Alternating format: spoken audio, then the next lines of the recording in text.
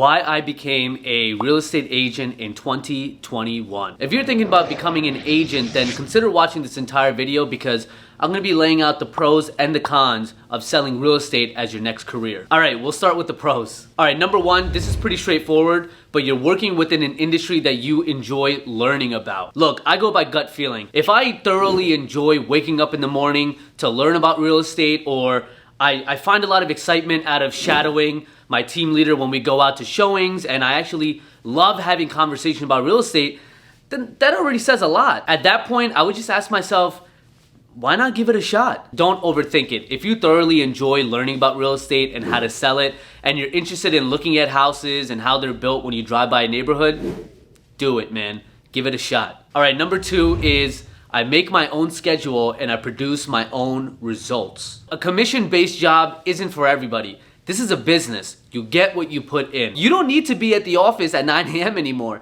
And you're free to leave at 3 p.m. if you want to. But just keep in mind that the amount of work that you put in is the amount of results that you're gonna get back. This is your opportunity now to learn how to discipline yourself to create a strict schedule and a Mamba-like mentality. If you wanna beat your competitors and your typical 9 to 5 employees, then expect to come in before 9 a.m. and expect to leave way after 5 p.m. Look, personally, I don't want a set salary every year where I have to fight and plead with my boss to get a 2% raise every year. I want to produce my own results from the effort that I put in. All right, number three, with that being said, sky's the limit. You can make $1 million the first year if you want to. Will it actually happen? Who knows? I can't be the one to tell you it won't. But that's the beauty of being an agent and running a business, is that there's the possibility of being able to make such a great amount of money, as opposed to your 9 to 5 where it's practically impossible to do such a thing. All right, number four, this is one of the main reasons as to why I became an agent. The business is sales oriented and has a big focus on relationship building. I've heard from countless brokers and agents that this business is 10% based on the knowledge you have of real estate and 90% on relationship building. You can know all the terminology and key terms from the exam, but I guarantee you'll use maybe 10% of what you learned on the exam, and the rest of the work is through simply just talking to people. It's all about prospecting, building rapport, following up, waiting, being patient, following up again, and just the cycle continues. All right, number five, this is a quick one, but in this business, you never stop learning. Look, Albert Einstein said it best, the day that you stop learning is the day that you start dying. All respect to my 9 to 5ers, but how many people do you know that work a 9 to 5 that either hate their job or feel depressed because they feel stagnant and their job is mundane work now, or they simply just feel like zombies in their own careers? As human beings, we need to face challenges regularly. We need work that's always changing,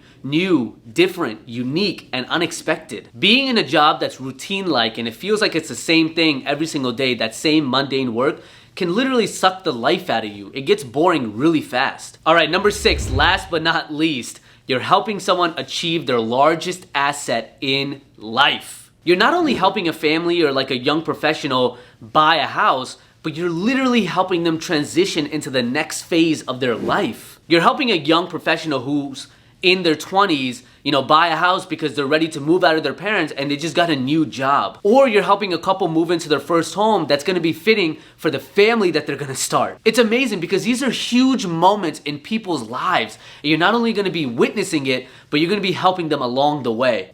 Damn. That was deep. All right, time for the cons. All right, the first con, you need a lot of patience. Don't expect to get paid within the first 3 months or even the first 6 months.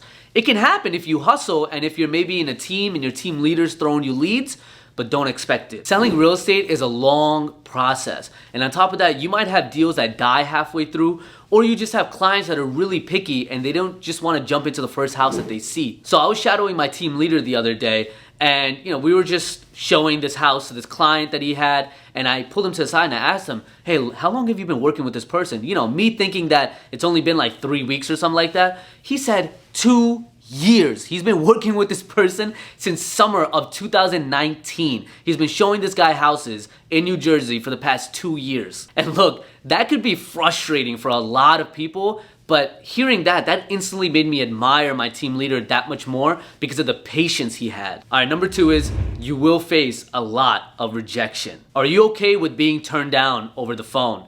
And if you're door knocking, are you okay with people shutting the door in your face? You'll have people that are nice to you. Oh, sweetheart, I'm so sorry. I'm already working with an agent. I'm sorry. Thank you. Thank you. Have a great day. And then you'll also have people like, who are you? Why are you calling me? And what do you know about real estate? Why should I go with you? Delete my number. I don't know how you got my number, but delete it and don't ever call me again. Hearing something like that will sting, but understand that being rejected is just another opportunity for you to learn how to maneuver around that rejection and learn how to ask the right probing questions to get the client to trust you. 90% of the time that you get rejected, it's usually because the person doesn't know or trust you. But if you're quick on your feet and you ask the right probing questions, it'll get them to open up a little more and you're inching that much closer to the trust zone. All right, last but not least, number 3, there's a lot of competition. I read an article, and I'll put it here in the YouTube video or in like the description box, but it was stating that there was 2 million licensed real estate agents in the United States and 1.4 million of them are realtors. It's every man for himself in this world. Survival of the fittest, baby.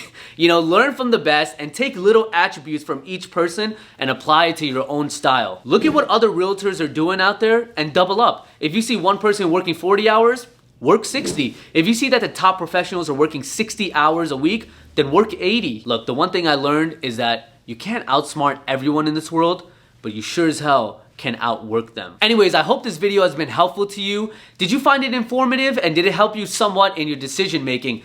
If so, then smash that like button and let me know in the comment section which state you're from and where you are in the process of becoming an agent. This is my first video. If you're watching this, thank you so much for supporting. My name is Akhil Nagapuri. If you want to find all things real estate, you could find me at Akhil NJ Realty on Instagram and YouTube, and I'll even create a Facebook page as well. Thank you so much for watching. I'll see you all next week. Peace.